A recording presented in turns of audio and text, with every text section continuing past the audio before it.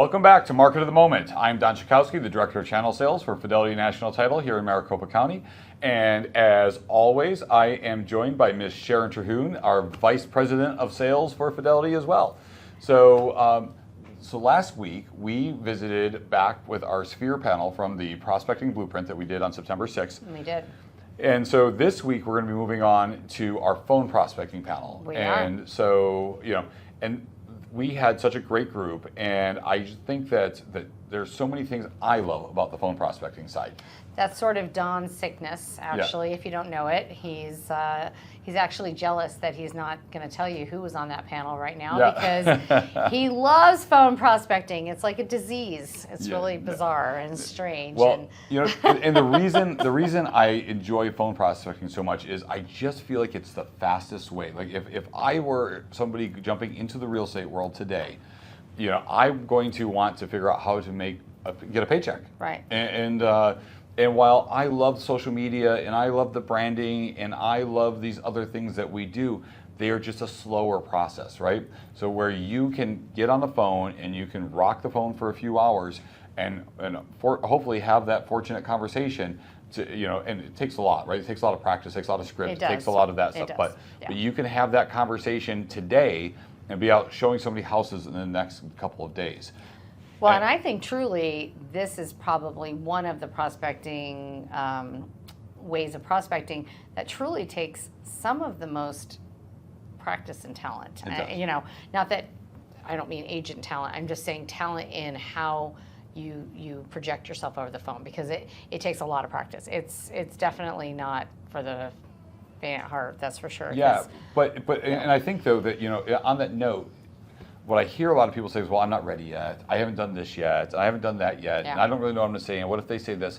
And I'm just such a big proponent for failing forward, right? Because you don't get good at doing something by just talking about doing it or reading about doing it or watching videos of other people doing it. It's actually going out and doing it, right? Yep. And so, and we make jokes all the time about, my affinity for phone prospecting.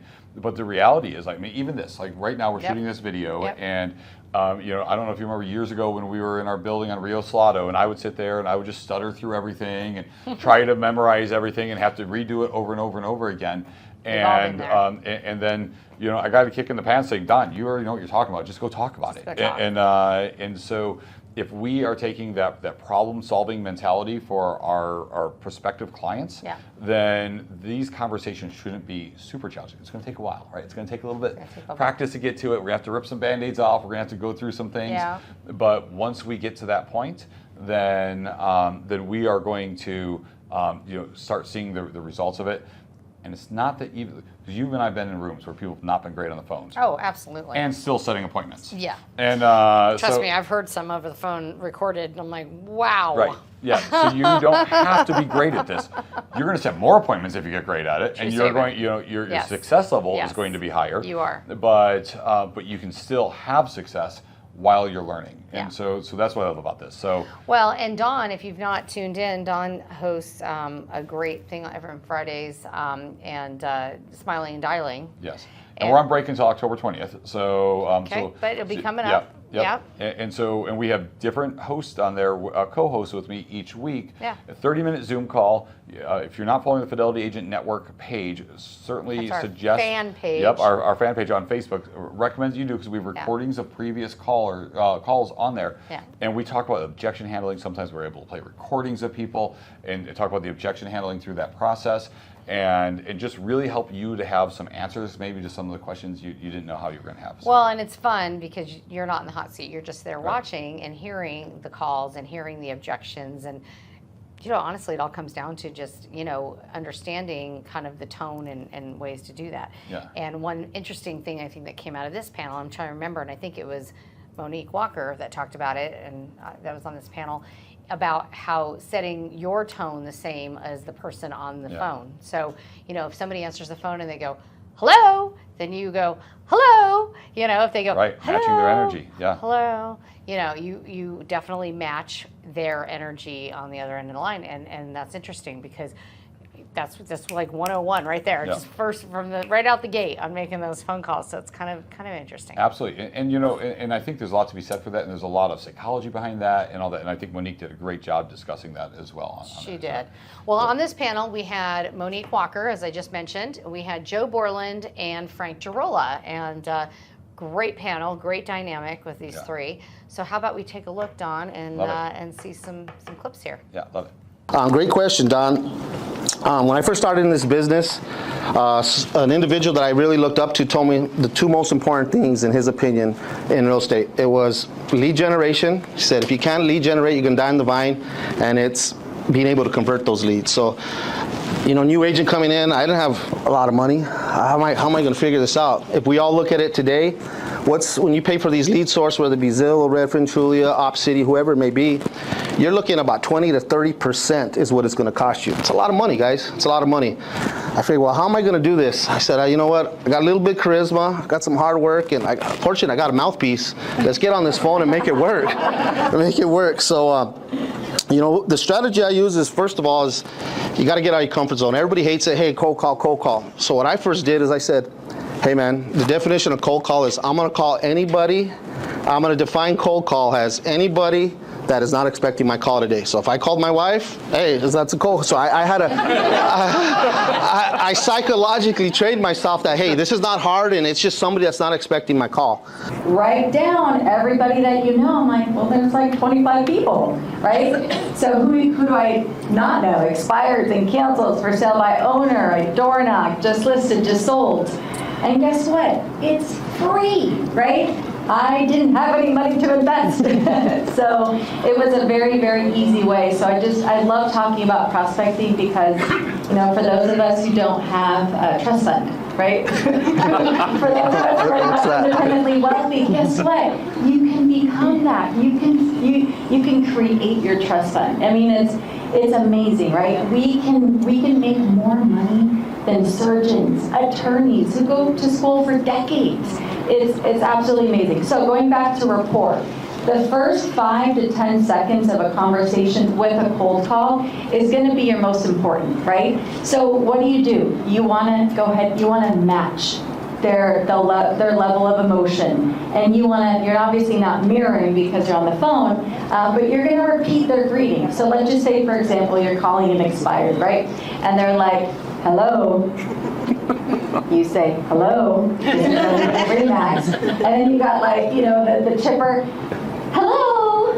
You know, so what do you say? Hello. This is Monique with Remax, right? So that first 5 or 10 seconds, as silly as it sounds, we're trying to, I think Colleen talked about being in their tribe, right? We're trying to morph into their tribe by matching their emotion, right, and what they're saying. Next is, you know, energy and enthusiasm. It's free. You can stand up, you can smile, put a mirror in front, right? And again, it's something that we can generate in our body. So before you start prospecting, like, whatever you need to do. Like, sometimes the team, we're all on Zoom when we prospect. I'm like, ladies, get yourselves up. Stand up right now. I'm like, give me like 5 jumping jacks. Let's go. Let's get that energy flowing. My point there is, we're going to talk about a lot of tools and tactics and things, but the bottom line is, if you don't have a conversation, you are not selling a house, period. Your goal every single day is to have conversations with people. Screw them up. It's okay. Just go have conversations with people. That leads to sales, period. Everything else is a tool to get a conversation. I know we have lots of very expensive tools that we all spend as team leaders that lead us to be able to have a name and a telephone number for somebody to go call, text, email. But without that, it's still just a conversation. We've got tens of thousands of people in our database, and that's wonderful, great. I love that. If we don't call them or have a conversation, we don't sell shit. Sorry, can I say that? Please say that. Okay. Have you seen Michelle? The whole thing, you have to have a conversation. So what we do, I'm a big phone guy. You know why? Because I can have way more conversations with way more people in way less time by calling them. Amen. And don't leave a frickin' voicemail. because they're not going to call you back 94 to 97% of the time. That's the stat. So if I knew that I was going to lose 94% of the time, I wouldn't do it, right?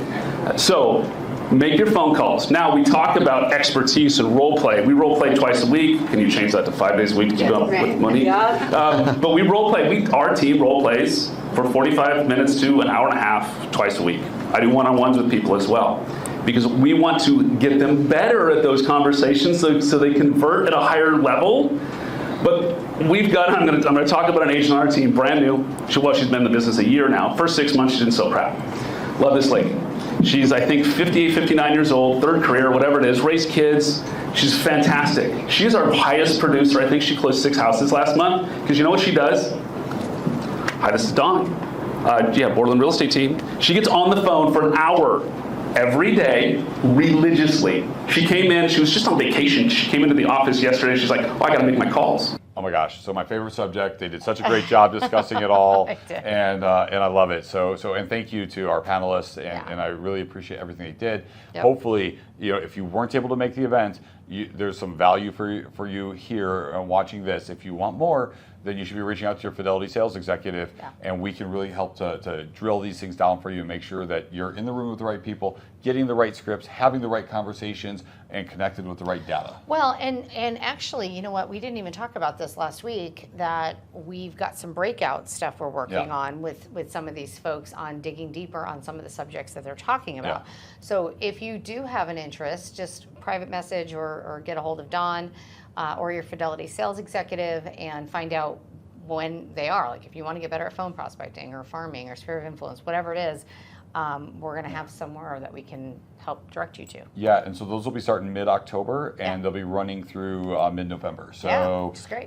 So we're having So one a week going through there. We're 2 things, right? We're going to have workshops that we're going to be going through and putting things to practice, and we're also going to have opportunities to meet with the agents who were on the panel and to further discuss and go more in depth into things that they reviewed. So Absolutely. love it. Yeah. So oh my gosh, so that was awesome. And again, thank you to everybody that participated. And okay, I think it is time to check in with Miss Market Master Mindy and see what's happening out there in the Phoenix Valley market. So Perfect. It's no surprise that consumers are confused about what's happening in the local real estate market and asking the question if now is a good time to buy or sell. With every new data point tracked and shared on news outlets nationwide, from interest rates to housing prices, there's an overwhelming amount of information to process, much of which is shared without context. And we know that content without context is just noise, and there's a whole lot of that going around. Year-over-year tracking has proven difficult due to the abnormal activities of the last 4 years. And while we had just gotten back to being able to compare things like inventory and appreciation to a post-frenzy market in the beginning of 2022, we're now stuck comparing current numbers to the shortest buyer's market ever recorded in the latter half of 2022. Perspective becomes increasingly important in a market that's fueled by anemic supply and mediocre demand and still manages to result in increasing prices and multiple offers. The challenge that I see in the current market is lots and lots of unleveraged funds. Most people do not let hundreds of thousands of dollars sit in a low interest savings account, but are simultaneously letting that same money sit in a single asset, which they call their primary residence. Also, while affordable housing is clearly an issue, big box investors are purchasing, which is a sign that they both see the demand for their product, which in many cases in Arizona is built to rent, and there's consumer appetite for a monthly payment that in today's market would equate to nearly $400,000 in purchase price. With just 2 months of inventory, looking can be challenging. But remember, these conditions are in spite of interest rates that have been higher than average. Facing a rolling recession where some industries will thrive while others will fail, demand for housing is expected to increase with the reduction in interest rates, not decrease. Home prices are stable for the moment, but make no mistake, with 6 to 7% appreciation over the past 8 months and 12 fewer days on market compared to last year, sales prices are expected to continue to rise as our temperatures start to fall. Okay, Mindy, thank you so much for that update. As always, that is why you are the master, the market master. Always enjoy hearing your updates. Thank you so much. Don, should we go over to Amber Kovarik with Guild and hear what's going on in the mortgage world? Let's do it. Creative financing. All right, let's talk interest rates. Now, there's a couple of different ways to view where we're at right now. If we go back 4 or 5 months, we can see that interest rates have been on a very simple, linear, and unfortunately upward trend. If we look at a smaller picture over the last week or so, we can see that rates have been trading fairly sideways. This sideways pattern is likely due to the market preparing for the CPI report coming out this week and next week's Fed announcement. Now, the CPI has been one of the most important sources of influence for the market at any given month over the past few years, and this could be one of the more notable examples. CPI has been falling in general, but that decline might be a bit misleading. Impacting headline inflation is oil prices, which moved up roughly 2.3% in August. So there's a chance that we could see the headline inflation number move higher in this reading. At the end of the day, everyone is trying to get the same answer. Is inflation truly defeated, or does policy need to stay tighter to keep inflation from bouncing? The market keeps waiting for the Fed to say that the reduction in inflation is sustainable and we're on the right track, and the Fed keeps saying we don't know yet. Now, CoreLogic just reported that home prices rose 0.4% in July and are now up 2.5% year over year. Based on the first half of this year, the CoreLogic report is on pace for just under 9% national home price appreciation in 2023. So yes, interest rates are up, but prices are up also, and the data is showing that that trend is likely to continue. So the longer that you wait, the more likely it is that you will be paying a higher price for the same home today you could get for less. So reach out so we can help build a winning strategy. Amber, thank you so much. We appreciate your updates every week, and I know you guys always have new creative things over at Guild, and so we appreciate you sharing that with us. So, wow, okay, well, there's another week. You're going to want to be sure to catch us the next 2 weeks when we're going to be going into farming and social media prospecting. Yes, so, 2 great subjects. Yeah, so absolutely. And if you missed our previous one, go back and find it on our social media or our YouTube Last page week. and check out that on our Sphere prospecting. So, Fantastic. all right, have a great week. We'll see you next time. Ciao.